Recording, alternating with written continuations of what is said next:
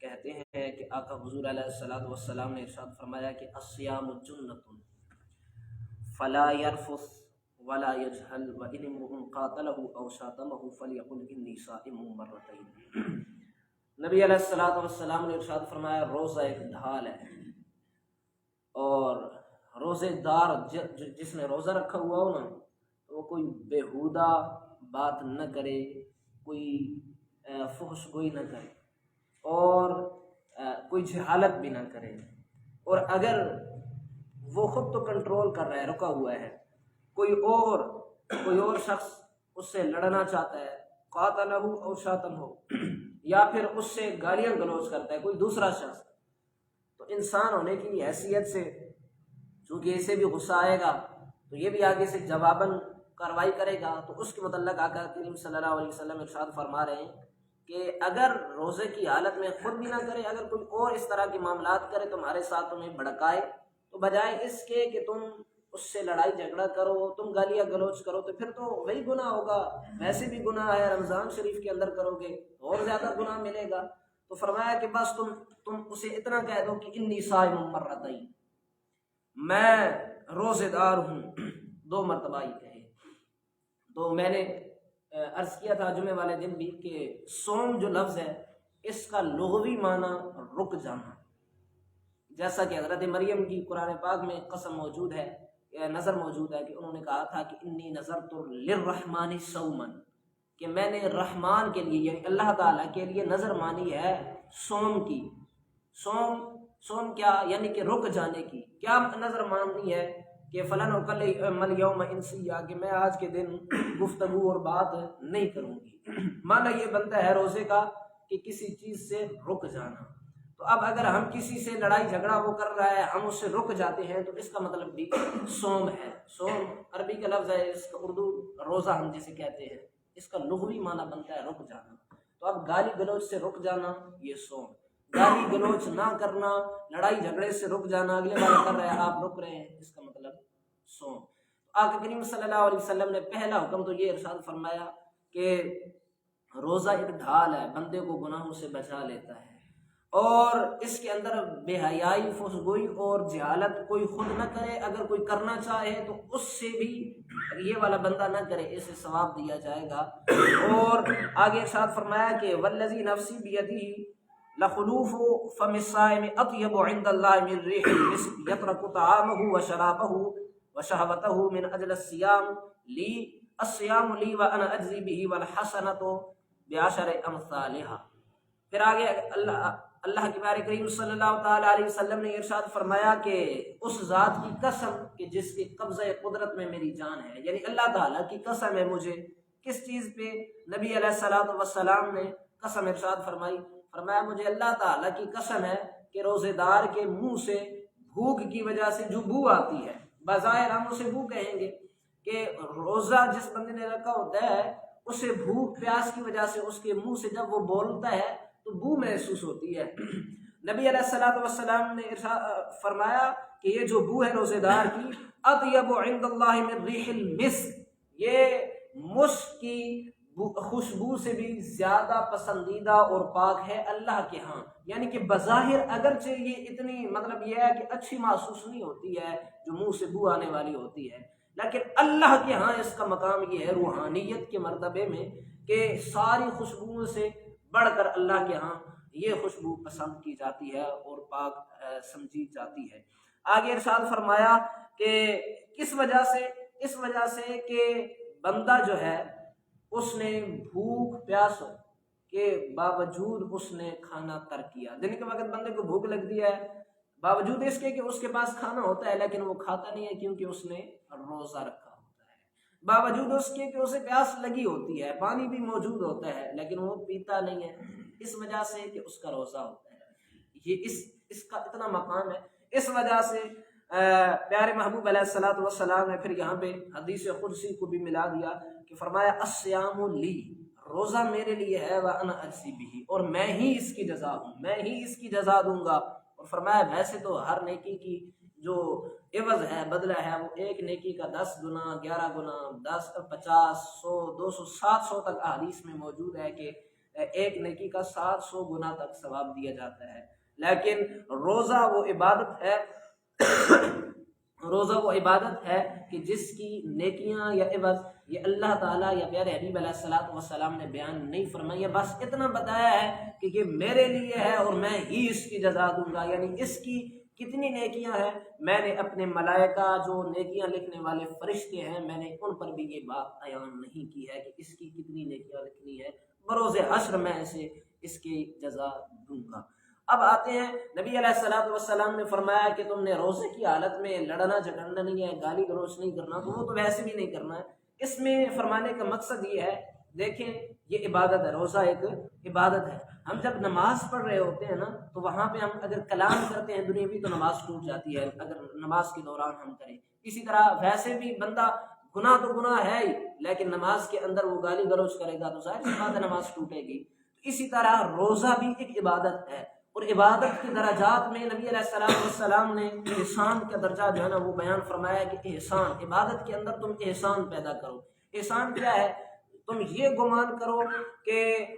عبادت کر رہے ہو، تم نماز پڑھ رہے ہو یا کوئی بھی عبادت کر رہے ہو، یہ گمان کرو کہ اللہ مجھے دیکھ رہا ہے، اور اگر یہ گمان نہیں کر سکتے تو یہ گمان کرو کہ میں اللہ کو دیکھ رہا ہوں، یعنی اللہ کی بارگاہ میں حاضر ہوں۔ جب یہ تصور بندہ جمائے تو پھر آپ سمجھ سکتے ہیں کہ پھر دنیاوی کیا حیثیت رہ جاتی ہے۔ تو پھر چونکہ یہ عبادت ہے، اس وجہ سے فرمایا کہ چونکہ عبادت کے اندر درمیان کلام تو نہیں کیا جاتا دنیاوی، اس وجہ سے روزہ عبادت ہے، اور اس عبادت کے اندر دنیاوی کلام کر کے، غیبت کر کے، چغلی یا گالم گلوچ کر کے، لڑائی جھگڑا کر کے اپنی عبادات کو ضائع نہ کریں، انہیں فاسد نہ کریں، بلکہ ان کا کامل ثواب پانے کے لیے آپ سارا دن بھوک پیاس بھی برداشت کریں، شرعی جو رکاوٹیں ہیں یا پابندیاں ہیں انہیں بھی برداشت کریں، اور ساتھ ساتھ آپ کی جو یہ گناہ ہیں ان سے بھی چھٹکارا حاصل کریں، تبھی کما حق ہو اس کا ثواب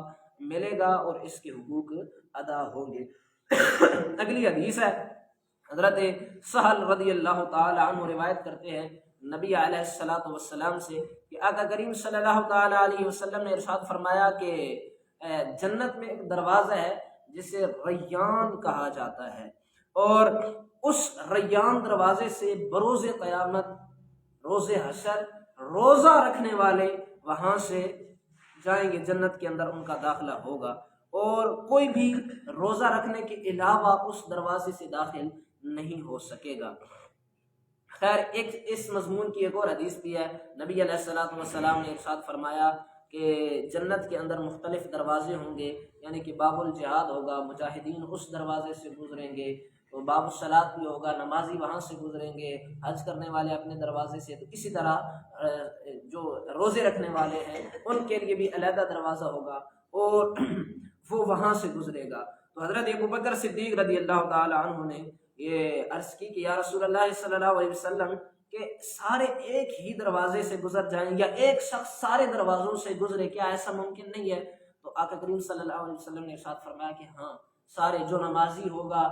جو نمازیں بھی پڑھتا ہے، روزے بھی رکھتا ہے، زکوٰۃ بھی دیتا ہے، جہاد بھی کرتا ہے، یعنی کہ ساری تعلیمات پہ عمل کرتا ہے، تو وہ ان ساروں سے گزرے گا۔ اور آقا کریم نے فرمایا ان خوش نصیبوں میں سے اے ابوبکر تم بھی ایک ہو کہ تم بھی سارے دروازوں سے گزارے جاؤ گے۔ آقا کریم صلی اللہ تعالی علیہ وسلم نے ارشاد فرمایا کہ من انفق الزوجین فی سبیل اللہ نودی من ابواب الجنت یا عبداللہ ھذا خیر فمن کان من اہل الصلاۃ دعی من بالصلاۃ۔ تو فرمایا آقا کریم صلی اللہ علیہ وسلم نے کہ جو شخص بھی جوڑا دو اللہ کی راہ میں خرچ کرتا ہے تو اللہ تعالی جو ہے نا دروازوں سے، کئی دروازوں سے جنت کے اندر پکارے گا، یعنی کہ جو بندہ اس دنیا کے اندر دو جوڑا خرچ کرتا ہے تو اسے جنت کے اندر کئی دروازوں سے بلایا جائے گا۔ میں نے عرض کیا نا نبی علیہ السلام نے فرمایا کہ فلاں فلاں کو، تو اب ایک ہی بندہ مختلف دروازوں سے کیسے داخل ہوگا؟ یہ بھی آقا کریم نے فرمایا کہ جو اس دنیا کے اندر دو کوئی بھی اللہ کی بارگاہ میں راہ میں کوئی چیز خرچ کرتا ہے تو دو کر کے خرچ کرتا ہے۔ اس میں مختلف تفاسیر علماء نے فرمایا کہ مثال کے طور پر اگر کوئی بندہ اللہ کی راہ میں خرچ کرتا ہے تو 1 روپے نہیں 2 روپے، 100 نہیں 200، 1000 نہیں 2000، یا پھر یہ ہے کہ یہ تو مقدار ہے نا 1 اور 2 کے اعتبار سے، اور یہ ایک ہے کہ جنس کے اعتبار سے دو چیزیں بندہ کرے، یعنی کہ اگر بندہ اللہ کی راہ میں خرچ کر رہا ہے تو ایک جگہ پہ 100 دے، یعنی کہ روپے دے، اور دوسری طرف کوئی کپڑے وغیرہ دے غرباء یتاموں کو، یعنی یہ دو چیزیں مختلف جنسیں ہوں، ایک طرف پیسے ہوں چاہے تھوڑے ہیں زیادہ جتنی استطاعت، دوسری طرف کوئی اور چیز ہو، یعنی دو چیزیں ملا کر اللہ کی راہ میں خرچ کرنا، یہ انتہائی اجر کا یہ مستحق ہوتا ہے بندہ اگر ایسا معاملہ کرے۔ لہٰذا ہمیں چاہیے کہ جو ہمارے پاس اگر استطاعت ہو اور اللہ تعالیٰ توفیق دے اور ہم اللہ کی بارگاہ میں راہ میں خرچ بھی کرتے رہتے ہیں، تو ہمیں چاہیے کہ ہم بھی اس حدیث پر یا اس سنت پہ عمل کرنے کی کوشش کریں کہ ہم بھی اللہ کی راہ میں دو چاہے وہ مقدار کے اعتبار سے ہو یا جنس کے اعتبار سے ہو، وہ ہم ضرور خرچ کریں کہ اس کی بڑی فضیلت آئی ہے۔ آقا کریم صلی اللہ تعالیٰ علیہ وسلم کی ایک اور حدیث شریف ہے، حضرت ابو ہریرہ رضی اللہ تعالیٰ عنہ یہ روایت کرتے ہیں کہ آقا کریم نے فرمایا کہ اذا جاء رمضان فتحت ابواب الجنہ، کہ جب رمضان شریف آتا ہے تو جنت کے دروازے کھول دیے جاتے ہیں۔ دوسری حدیث بھی حضرت ابو ہریرہ رضی اللہ تعالیٰ عنہ سے روایت ہے، وہ کہتے ہیں کہ آقا کریم صلی اللہ علیہ وسلم نے ارشاد فرمایا اذا دخل شہر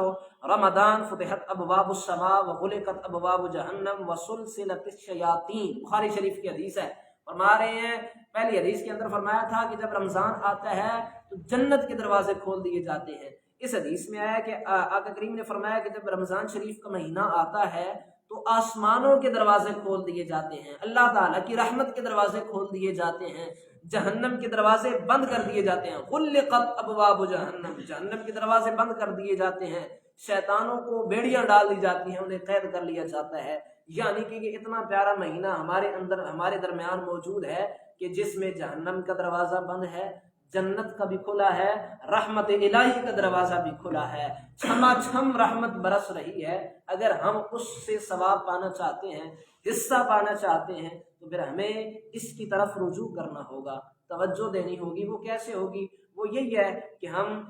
پہلے سے زیادہ عبادات کی طرف راغب ہوں، پہلے سے زیادہ نیکیاں کرنے کی کوشش کریں۔ اگر پہلے نفل پڑھتے تھے کچھ تو اب زیادہ کر دیں، اگر ہماری قضا نمازیں رہی ہوئی ہیں تو ہم انہیں ادا کریں۔ ہم اللہ کی راہ میں پہلے اگر کم خرچ کرتے تھے تو اس مہینے میں اور زیادہ کر دینا چاہیے۔ یعنی کہ ویسے بھی آپ کو پتہ ہے، یہ تو حدیث شریف آپ نے سنی ہوگی کہ جو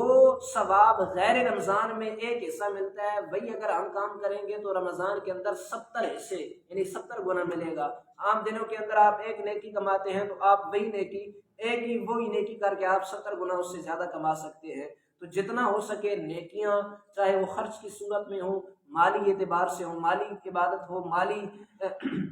نیکیاں ہوں یا بدنی اعتبار سے ہوں، ہمیں بڑھا دینی چاہیے۔ اور اسی میں ہمارے لیے جو بہتری ہے وہ بھی اسی میں ہے کہ آقا کریم صلی اللہ علیہ وسلم بھی چاہتے ہیں کہ میری امت مغفرت چاہے، وہ بخشش چاہے، اور رمضان شریف کے اندر وہ خوب تر اللہ تعالیٰ کی عبادات کرے۔ آپ کو پتہ ہے انبیاء علیہ السلام اللہ کی بارگاہ میں بڑے مقبول ہوتے ہیں اور وہ تو معصوم عن الخطا ہوتے ہیں، لیکن اس کے باوجود بھی آقا حضور علیہ السلام نے تعلیم امت کے لیے، اپنی امت کو سمجھانے کے لیے، بتانے کے لیے باقاعدہ طور پر رمضان شریف کے اندر عبادات کا خوب اہتمام کیا، تاکہ مجھے دیکھ کر میرا کلمہ پڑھنے والے، میرے صحابہ، میرے امتیوں کو بھی یہ پیغام پہنچے کہ وہ بھی رمضان شریف کے اندر خوب عبادات کریں۔ اللہ تعالیٰ سے دعا ہے صحیح معنوں کے اندر احادیث طیبہ، تعلیمات اسلام پر عمل کرنے کی توفیق نصیب فرمائے۔